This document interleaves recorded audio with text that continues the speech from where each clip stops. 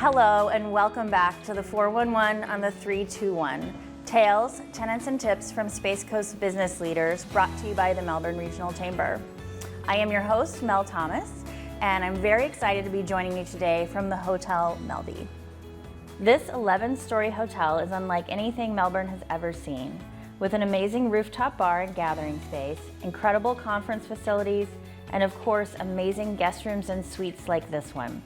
So if you have friends and family coming to town for a visit or want to go out and enjoy downtown Melbourne's great restaurants, bars, and shopping for a night or two, Hotel Melby is the place to be. I'd like to welcome my guest today, CEO of Brevard Family Partnership, Phil Scarpelli. Welcome. Thank you. Thank you so much for coming out on a beautiful morning. Oh, yes. Yeah, you brought the sunshine, so thank you so Do much. what I can. Good. So for those unfamiliar with Brevard Family Partnership, can you kind of give our listeners the lowdown? What do you do? What are you all about? Yeah. So the long and the short of it really is about 2 decades ago, the state of Florida, through Florida statute, privatized all of foster care, adoptions, independent living, and all these related services for children who have been removed from families due to neglect, abuse, and abandonment. So our organization was formed just shy of 2 decades ago, right here in this community. And what we do is we work with kids and families of trauma, and we bring restoration to their lives. And we oftentimes pride ourselves in actually reuniting children with families, because oftentimes people think the foster care system is sort of an end road for these kids, but it's not. We like to think it's a beginning of turning a new leaf for children and families. Interesting. Okay, so how did you get started with this organization? I'm always interested to kind of hear your human point of view and your story. No, I appreciate that. Yeah. I've worked with children my whole life, 32 years in the career, postgraduate. And understanding the impact of trauma really moved me in so many ways. And when I came to Florida in 1990 from New York, this movement was on the cusp of occurring throughout the state, where they were privatizing from the Department of Children and Families to the private sector to engage an organization that was formed by this very community. So there were a lot of stakeholders from this community that came together, developed an alliance, and said, what are we going to do for our children and our families? It's really a beautiful beginning. And I mean, it just makes Melbourne one of those, it's those special stories that you hear about things like that you don't always hear in every other city if you've traveled. And we were just talking about other cities and their challenges. So that's incredible. So how are you funded now? So we're funded predominantly by state contracts. State and federal dollars come into our state and are funneled through the Department of Children and Families. So we hold a very significant, what we call a lead agency contract. So we're the lead provider of all child welfare services within this county, but we are not successful without partnerships. So we work with a lot of different agencies that provide residential programs, therapeutic programs, and the likes. We work with the faith community tremendously. They've answered the call. And so we work in a community-based atmosphere to build hope and reach families where they're at, get kids healing in a course of treatment and other modalities for the trauma that they incurred. And then we work with moms and dads towards self-sufficiency and resiliency. I mean, you just do amazing, incredible work, and a lot of it. You put on some events too, I'm aware. So they're not only fun, I mean, they're to raise awareness, to drive more support. Do you have anything coming up you can share? Boy, do we. Okay. So, event planning, right? And events. First and foremost, it's about engaging the community, right? Another thing is it's a wonderful opportunity to share who we are and what we do, and that we need them to do it with us. So it's about building relationships. So we've got several events coming up. One is forthcoming in September, which will be an annual golf tournament. We had the inaugural event about a year or two ago, probably 2 years plus because of COVID, and it had a really good turnout. And we're going to bring people from the community to have a day of fun, but I will be there, my team will be there, and we will talk about what we do and engage people. Will you be playing? I do. Are you a golfer? Okay, of course. Excellent. Yes. Excellent. So again, it is about awareness, it's about networking. People need to understand who's doing what in this county for the families that are in crisis. And we're proud to do that. We're nearly 225 staff right now that are spread out throughout different sectors, and we meet this very long county. Long county.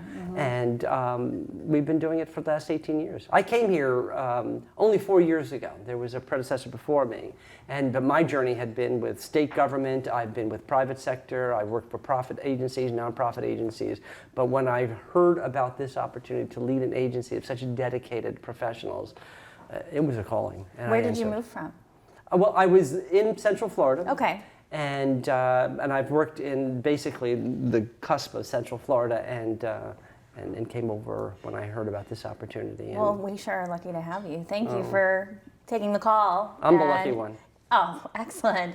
Okay, so tell me, I want to kind of drill down into some of the things that you do. So who could adopt? What can I do if I want to adopt? You know what the criteria is? I don't. Yeah, it's simple. Do you want to love a child? Yeah. And do you want to care for a child? Yes. You want to make sure the needs are met. You qualify. Oh. How do you like that? You already How passed about that? You passed the qualification. You know, of course, there is a very diligent effort, right? So we want to make sure, if it was your child or my child, who would you want taking care of that child? So there's a rigorous process of screening and training, and then subsequently support. And I want to talk about that. So I saw that on your website, and I thought about it, and I'm like, post-adoption support, genius, obviously, necessary, I'm sure. Can you talk about that a little bit? It's not just, here you go, enjoy your life together. You are there for a journey, and you offer support, right, to these families? Yes. So to understand the journey, there's often two tracks, right? So if a child is removed from their biological parents and or caregivers, what we do is we take them in to an alternative placement, and it's an interim state foster care. While they're in foster care, we're working with moms and dads, and we're working with the child for the hope of reunification. The overwhelming number of kids who come into care are going back to mom and dad. That's good news, because that's where they want to be, and it's also where they need to be. Research indicates that. But there are children whose parents won't get their lives together. And it's sad, but true. And so what we are obligated to do is to find forever-loving families to take a child in and adopt them. And usually after 12 months of working with the judicial system, we're declared that a child's parents will not be able to take that child back. Then we're looking to find another family to take them in. At that time, many families who are fostering do actually end up adopting. So when the adoption is finalized, which, by the way, is another event we have every year, and we do it at the Space Coast Stadium. It's a glorious event because we get a stadium dedicated to us with a Megatron and a podium on the mound, and we usually have a theme of baseball. And we bring our foster, our adoptive families, our staff, the community to celebrate that with us. So when these children are adopted, they go to these forever-loving families. I say that because that is what we are looking for, people who are there for the long haul, and that they'll take the child in as if they were own. In fact, when an adoption is finalized, the judge will look at the parents, right, the new parents, and say, will you take this child until at least age 18, right, it's legal, as if you bore life to them and brought them into this world. And it's like a moment that really resonates with me. And can you imagine for them? Sure. Yeah. So post-adoption, right? Long way around for that answer. But post-adoption really is about working with these families to make sure all of the needs of that child are being met. Those children and the family get funding, state funding, to deal with a lot of the medical and psychological needs of that child, should there be significant needs like that for life. And so we provide support on those kinds of specific needs, but we also provide support to the family. We have support groups that are very specific to adoptive families that is elective, and they come and they commiserate and celebrate, right, the trials and tribulation with others. So when they come together, they sit. I participate in many of those support groups because I got to stay grounded to the issues and the things that we as an organization and the community can do to support them as well. So the support goes on. It resonates throughout that child's life. But it's technically 6 months post-adoption that we are diligent about following them. If they choose to stay in a support group forever, so be it. I really encourage it because I think people always need support. Yeah. Absolutely. It takes a village, right? It really does. It really does. Okay, so foster care. How does foster care differ from adoption, and who can foster Do you have to be a married couple? Can you kind of give me some information That's a on great that? question. Okay. So it is different in the sense of permanency. Okay. Foster care is an interim state. And by federal guidelines, we are obligated as organizations to take on this work as a contract through the state to get a child and family towards permanency within the first 12 months. Okay. From removal and placement, right? And so we do whatever we can, and at the 12-month mark, you stand before the judge and the courts, and there are attorneys, and there are guardian ad litems, volunteers that advocate on behalf of the child. There are caseworkers from my organization who have worked with the child, worked with the family, and report out where we've been, what was the journey like, and where we're at. And it's a very big decision, and it takes a lot of dedicated people coming together to think about what is the best interest of this child and its future. And so what will happen is if the parents are ready and they've done their tasks, if you will, as deemed by the courts, they can have the child returned to them. And then there's post-supervision for that as well to make sure that it continues to flourish. So that's foster care. It's an interim state. And the interesting thing is when we invite people to consider fostering as opposed to adoption, we remind them that we want you to love on them as if they were your own. But remember that the objective is to get them back to moms and dads. Okay. And the beautiful thing that happens today that wasn't happening decades ago is that more and more foster parents become very close to these biological parents, and they become an extension of that new parent, of that parent's that's interesting. Support I group. hadn't thought about that. Yeah, Okay. so in our training now, we talk, are you prepared, are you ready to meet the mom and dad who the child was removed from and work with them? And the stories and testimonies will move your heart like you wouldn't believe, because you would think, and some people do, they're angry that a parent could neglect a child. When in fact, those parents are a product of their own life journey and their own situation. I've never met a biological parent who woke up and contemplated harm or neglect to a kid. They are victims of their own situation. Now, there are situations where there's egregious acts, and that should be someone who not have that child back, and they should have that child should have an opportunity for a safe and happy life, right? So relative to foster care, now adoption is when the courts decide and declare that the parent's rights are going to be terminated. That's final and permanent. And so then immediately the course of what we call permanency, a track, then goes towards adoptions. So when you're looking at an adoptive prospective family, you're looking at someone who is willing to take on this child, whether it's a newborn or whether it's a 17-year-old the day before their 18th birthday. And I sat at an adoption many years ago with a young man who was adopted to a family on that very last day. And people say, well, why is that significant? Well, because family is forever. Yeah. Right? That's your support group for Sure. life. And many kids do want that. Some may not want that. It's their prerogative. But it's a beautiful story. And then adoption then is permanent. So then if you go through the process of, and all of the similar processes of having background screening done and your homes inspected and having, a lot of obligation to ensure that you're fit and ready to take on a child. Excellent. So let's say I'm not a good fit for an adoptive parent, and I'm not a good fit to be a foster parent either, but I still want to support you and all the work you're doing. How do I do that? What are some options? Well, there are a few options. Okay. Again, there's a lot of legality about what we do and a lot of privacy about what we do, because when a case is open, it's a very private judicial case. So when you talk about volunteers coming in, they can sign a waiver about, this information that you may be exposed to is private and confidential, but you can get involved. We love to see more mentors of children and youth. Okay. Particularly the youth needing more mentors. People say, what do I mentor them on? You just basically build a relationship, a trusting relationship. A mentor is really someone who connects with a kid and allows that kid to freely express themselves. Yeah. So I'm sure you have tons of stories, feel-good moments. I mean, your career is feel-good. Yeah. Can you share one maybe with somebody that's listening that it gives you all the warm fuzzies? It keeps you going. It keeps you driving to work every day. I've told the story for decades, and it makes me emotional, but I'll share it with you. Oh, we didn't have our Kleenex out, but okay, let's do it. When I started my career here in Florida, I worked in a residential group home. And I worked with young boys and adolescents, tough kids, off the street. Moms and dads were doing drugs, some were doing prostitution.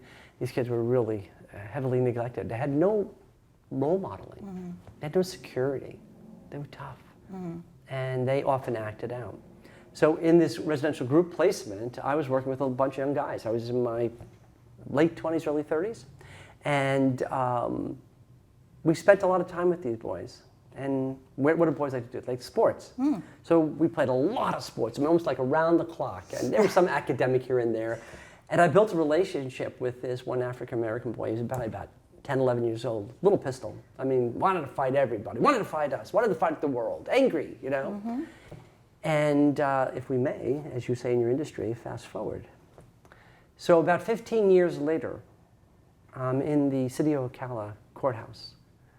Standing on a day of adoption.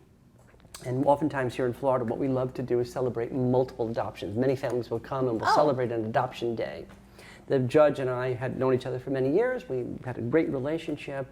And as she does every year, she likes to welcome the audience and people in the audience who represent the community. But during the proceedings, there was a young African-American couple who stepped up to the bench with an infant in one arm. I'm getting goosebumps. I see where you're going from. And a little child in the other arm. Mm-hmm. And she said, as I said to you earlier, do Mr. and Mrs. take this second child into your home as an adopted child and care and love on them as if you brought life into them and for life. And they were very emotional. They looked at each other endearingly and they said, you're absolutely, Your Honor. And she says, well, today I want to announce a new child, they give a name, and da-da-da-da. Can we all give a round of applause? And the couple turn around. I'm standing at the way back end against the wall, because it was like standing room only. Yeah. It was beautiful, because the community did come together. And I just want to thank you all for witnessing this adoption. I want to recognize a few people in the audience, and they named the mayor and the chief of police and all this, and Mr. Scarpelli, who represents this organization. And the father, holding the infant with a little child, looks at me and says, Mr. Phil. And he came to me, and I walked up to him, and we embraced. This was the little boy. That was the pistol. The little pistol.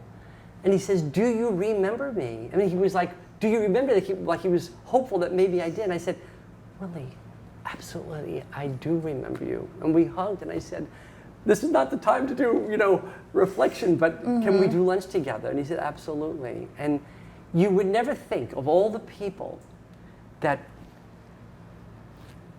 connect with these kids, and many of them don't know the impact that they've had until years later. And here's a young man. He and his wife are teachers today. They have 2 adopted children. He was adopted, right? And in the system, in a group home, and something in him said, I have to give, this is his story he shared with me later, I need to pay this back. That's incredible. Yeah. I don't usually like it when people make me cry, but happy tears are always welcome here. Yeah. That's a wonderful, wonderful story. Breaking that cycle, like you said. Yeah. Amazing. Incredible. It's inspiring, right? It really is. I can see your passion just when you talk about what you do. And a story like that must certainly just remind you that you're doing the right thing, you're in the right Every place. day. Yeah. Every day. Absolutely. Very good. So how can people learn more about you, your organization, how to support it, your events? How do they come watch you play golf? And, and participate in golf. Yes. I want someone to challenge me. Okay. All right. Very good. Yes. And well, we have multiple events. So if people go to our website today, can you share that? BrevardFP.org. Brevard FP. Brevard Family Partnership. BrevardFP.org. Go there, and you will find a lot of things going on. So we have the golf tournament coming on, but we also have something that's going to be very, very unique. Okay. Right at the end of the year, right, New Year's Eve, we're going to have what's called Over the Edge. Over Edge. Have you ever heard of it? I have. It's a nationally recognized company that goes from city to city to provide an opportunity to do something that people probably have not done in their lifetime, and that's to rappel off of a building. And so we're inviting people to come. I will be doing it, and I ask others to do it alongside me, literally. Have you done it before? No. Oh, okay. All right. But there's nothing I wouldn't do. Yeah. For these kids? I believe you. I totally believe you. It's true. And is it the Hilton, the Rialto by the airport? Yes. Okay. Yes. Yeah. We have several chamber members that do it So every it's year. the last day of the year, early in the day. We want to bring the community together and celebrate what we do and participate and build relationships. So brevardfp.org. Okay. I hope everybody's checking it out right now. So what's next for Brevard Family Partnership? What are some things? What are some goals? Well, Florida's growing. Good news. With the good news comes families who are in crisis, right? And so our services, our dedicated professionals, need to grow in numbers to meet those needs. So we're going to grow as an organization. I got here, like I said, almost 4 years ago. We were about 160 employees. We're at 225. I think in about 8 months, we're going to go over 300. And to some degree, we celebrate the fact that we're here to serve. But we have to think about this community. So for me and for my dedicated team, we want to get more and more connected to the community because it's called community-based care, meaning we can't do it alone. And it's very intentional that we engage the community. It's your neighbor. It's my neighbor. These are people who are struggling, and sometimes we don't know the story. So what we're going to be doing more and more is, although we do foster care and adoption, we want to swim upstream. Okay. And find families before crisis is evident. Proactive. Be very proactive. And you need to have resources to do that. So we have a foundation, people will find out on that website, and our foundation will be soliciting support and resources and funding to help us fill the gaps. The government doesn't have all the answers, nor does it have all the resources, but we're in partnership with them to find it. Excellent. I'm just looking forward to all your work and all the things that you're doing here. You have the full support of the Chamber, and I'm sure many of our partners already know you. Thank you for coming on today, though, and sharing your work, telling your story, telling the little pistol story, which I'm going to have to touch my makeup up after you leave.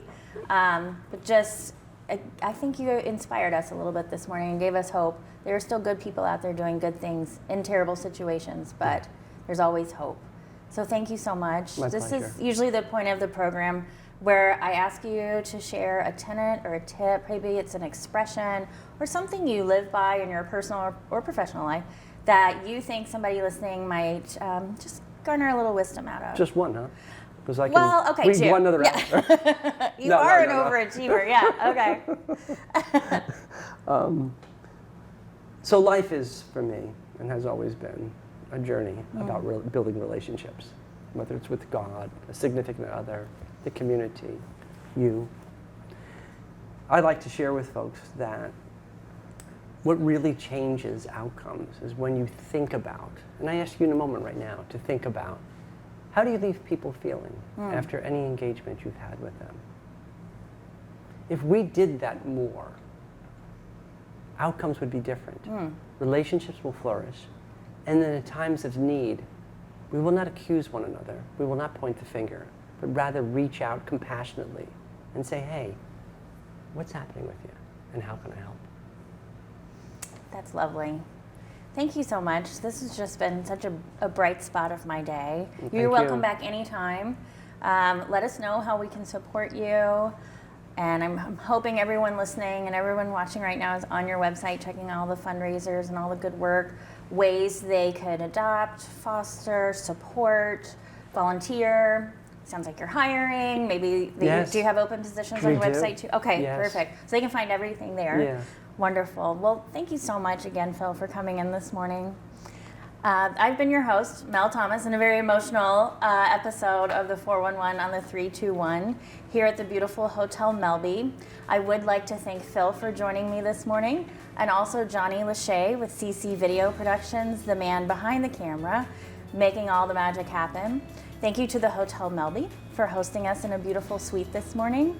If you'd like more information on Brevard Family Partnership, please check out their website, brevardfp.org, and you can learn about them on our website as well.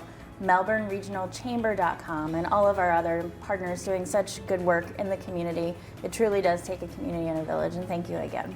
Thank you. Thank you.